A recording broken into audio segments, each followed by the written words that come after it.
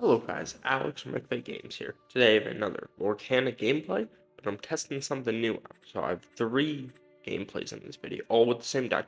It's a Stitch Blue style deck. I saw it on one of my groups today, and it revolves around, it's very aggro based, and it uses that eyeball card to gain lore advantage. So we inkwell a Flounder and we play Baby Stitch. The inkwell a Beast Mirror looks like. We draw a Teenage Simba for turn. We decide to equal a Teenage Simba, to then play a Teenage Simba, and then we can quest the Stitch and pass. So really the objective is to get as many dudes out quickly as possible, try to aggro ramp a little bit, but you also have like late game threats like Surfing Stitch, of Hades, of Robin Hood, pretty decent cards in late game. So the Ink Gaston, someone's Gaston, interesting. They have 2, 4, 6 cards in hand. We have 7 cards total to our 6. We draw an eyeball, very, very good here. So we could probably inkwell the Robin Hood or Rapunzel. Either or, and we can summon this guy. He's actually pretty decent. If you use him only specifically to support, a lot of your little 1-drops, or even 2-drops, are able to deal with hefty guys. Because a 3 support is very, very huge, especially for a 2-drop. The Inkwell, they're now thinking what play they would like to do. They decide Gaston into Teenage Simba. So right now we have 3. Interesting. They fire the cannon, the Stitch, instead of this guy. We Inkwell be our guest, play the Eyeball, and then Eyeball is able to give 1 more, so we're able to quest for 2, which is very good. And the cool thing with the Eyeball is when you get to the late game against like red purple or whatever, they might not be able to out him because every turn every monster is just 2 at least. Summons the Captain Hook to then add back the fire the cannons. Then probably gonna pass because I believe they already inkwell. So we're gonna be able to get at least another 2 lore, which is pretty good. So we're gonna summon Hades, add back a Baby Stitch, and then we're gonna inkwell the Baby Stitch because we want to make sure our Hades is eventually live. We're gonna quest for 2. Eyeball coming in big handy here. It's essentially already gave me 2 lore for free. Not for free, but for 4.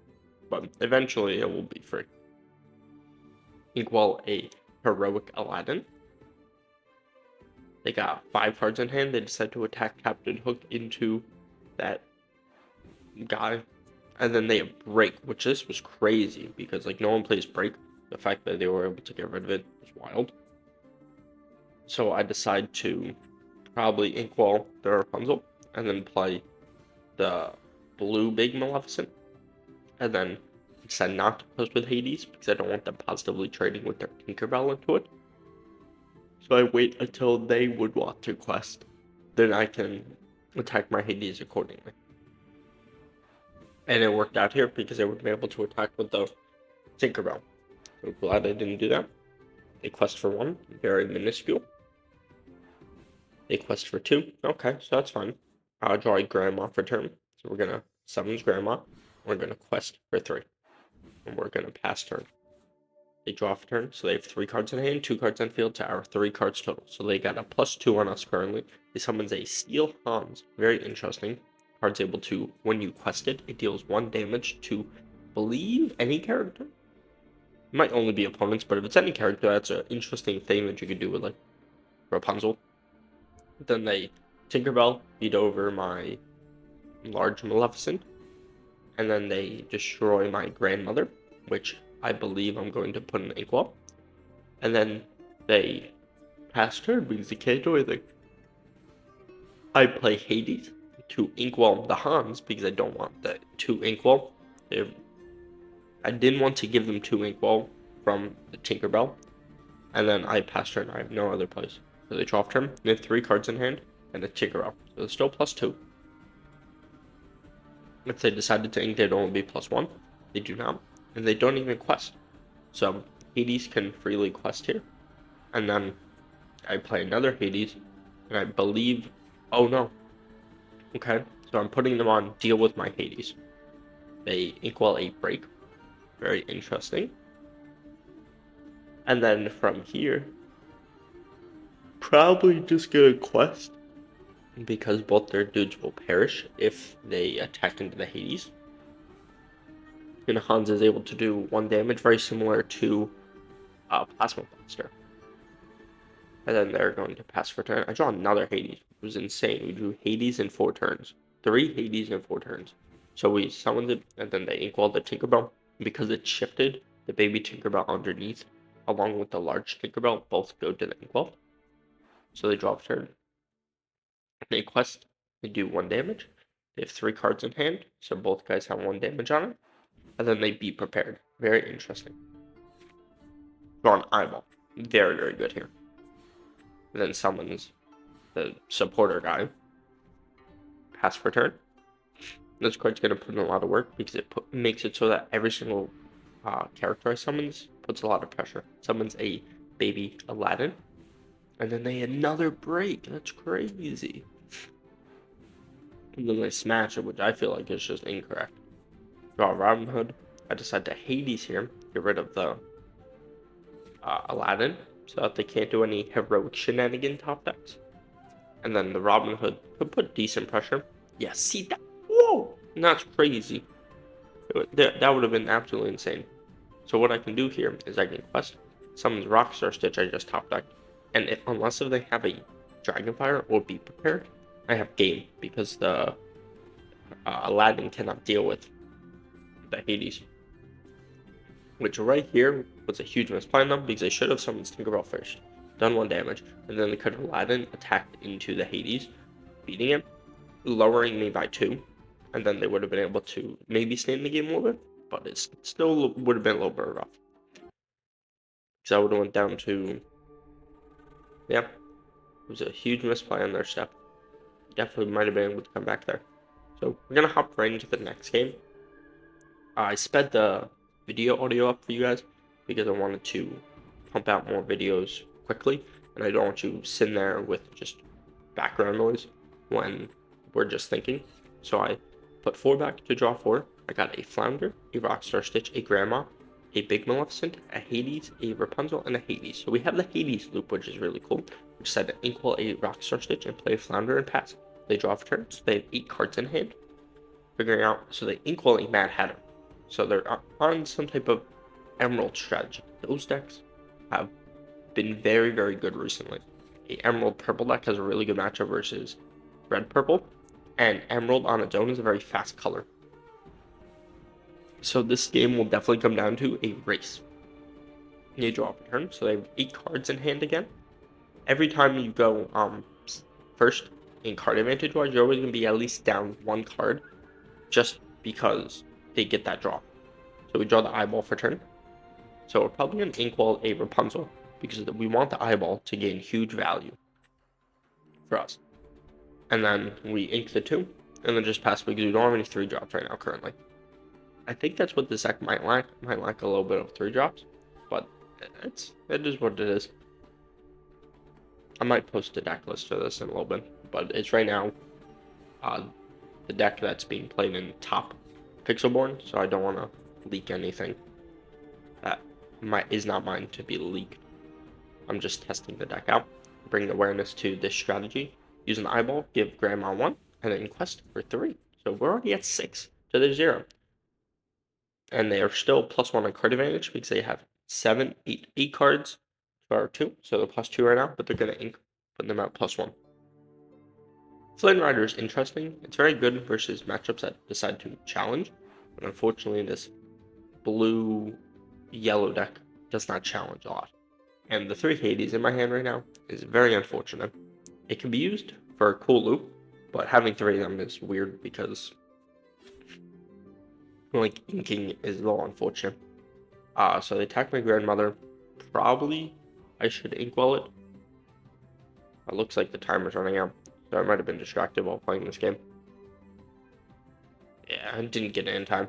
So I draw Rapunzel for turn. And then from here, I can attack with the Flounder. into like Flynn, where I can just choose to eyeball and just quest summons Hades. Hades had back Grandma, and then I can equal Grandma. So it like did the same thing. It just made Hades like slightly better. Not really. It was just a misplay. The ink Big Crab. No idea what his name is, but he's big.